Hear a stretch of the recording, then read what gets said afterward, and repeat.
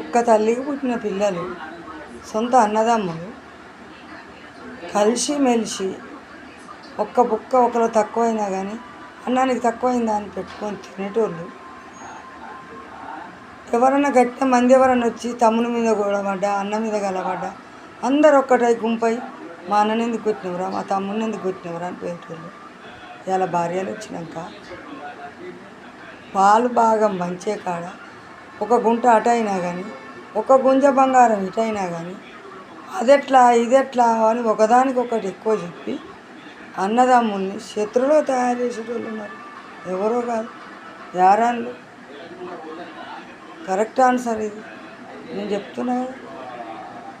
యారాన్లు రాగానే అన్నదమ్ములు పోయి శత్రువులుగా మారిపోయారు. సొంత అన్నదమ్ములు శత్రువులుగా మారిపోయారు. వాళ్ళని ఏమందాం? ఇట్లా నడుస్తుంది ఈ లోకంలో.